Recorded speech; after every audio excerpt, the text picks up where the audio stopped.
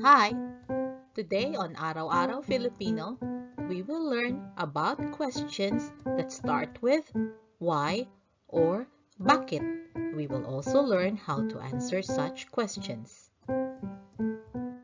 Previously, we have learned that why is bakit in Filipino, and we have learned simple examples using bakit such as why, bakit po, why this, bakit po ito, why that, bakit po iyan, and why that, bakit po iyon. As a reminder, iyan is for things that are nearby and iyon is for things that are further away. We will continue to learn more about using bakit and how to answer it. But how do you answer a question that starts with why or bakit? We answer with a reason or dahilan. When we answer in English, we usually start the sentence with the word because. In Filipino, we can use dahil or kasi. Let us look at an illustration using these words. Here is a father and son. The father said, "Let's go." The son asked, "Why?" The father's reason is that because it's 5 p.m. already. Before we look at the Filipino version, let us look at a tip from my son Max. I have a tip for you. Pause and think what you're going to say. At any point in our lessons, we encourage you to pause the video if you want to think of what the Filipino version will be. This is good exercise for you. Here is the Filipino version of that conversation. Dad said, "Alis na tayo." The son asked, "Bakit po?" The dad answered, "Dahil 5 p.m. na." Dahil, because, it is 5 p.m. already. And you notice that the dad used 5 p.m. instead of alas 5 ng hapon. For one, 5 p.m. is what will fit in this frame, but also it is perfectly fine to mix English words with Filipino words. You still get the message across with dahil 5 p.m. na. Here is a recap of that conversation. Let's go. Alis na tayo. Why? Bakit po?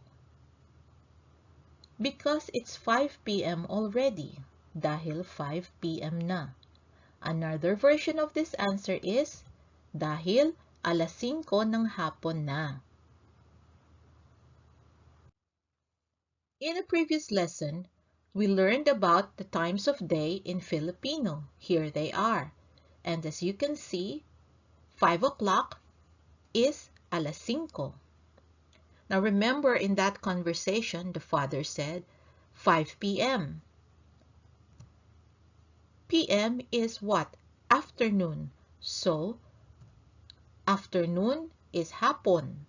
So to say 5 o'clock in the afternoon is alas 5 ng hapon. So in this example, to say 5 p.m. is the same as alas 5 ng hapon. Dahil 5 p.m. na, dahil alas 5 ng hapon na.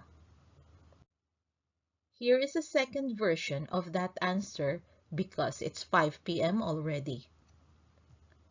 Kasi 5 p.m. na. Kasi alas 5 ng hapon na. Here is another illustration for us. The mom said, "I like this." The girl asked, "Why?" The mom answered, "Because this is pretty." Now here is the Filipino version. Gusto ko ito. Bakit po? Dahil maganda ito. Here is a recap of that conversation. I like this. Gusto ko ito. Why? Bakit po? Because this is pretty. dahil maganda ito. Previously, we learned that beautiful is maganda in Filipino. We also use maganda to say pretty.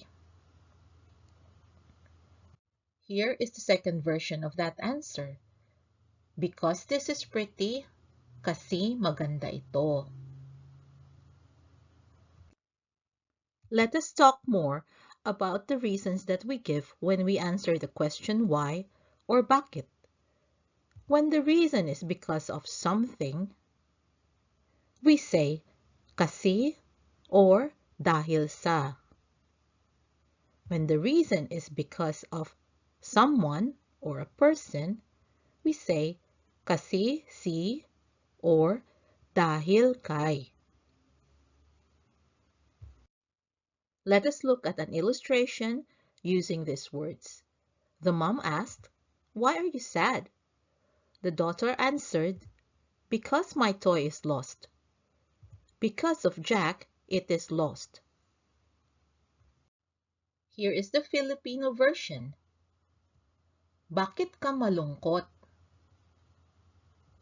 Dahil po sa nawala ang laruan ko. Dahil po kay Jack, nawala ito. Here is the recap of that conversation. Why are you sad? Bakit ka malungkot? Because my toy is lost. Dahil po sa nawala ang laruan ko. Because of Jack, it is lost. Dahil po kay Jack, nawala ito. Here is another version of that conversation, this time using kasi to answer instead of dahil. So, why are you sad? Bakit ka malungkot? Because my toy is lost. Kasi po, nawala ang laruan ko. Because of Jack, it is lost. Kasi po, si Jack, nawala ito. Now, there are some new words here. Sad is malungkot. Lost is nawala. Here are some new words for you. These words are about feelings or damdamin. You can use these words when asking why another person is feeling a certain way. So the words are happy, masaya, sad, malungkot, mad, galit, scared, takot, tired, pagod. Again, happy, masaya, sad, malungkot, mad, galit, scared, takot, tired, pagod. That's it for our lesson on the word why or bakit and the different ways to answer it in Filipino. As a homework, practice asking questions that start with the word bakit and practice answering it. Try using the new words for feelings. Find out what is why not in Filipino. I hope you can join us again next time on Araw-Araw Filipino. Thank you. Salamat po. Now, a few words from my son, Max. Thought this video was cool? Watch the next one and like and subscribe to the channel too if you haven't yet. Bye-bye! Bye!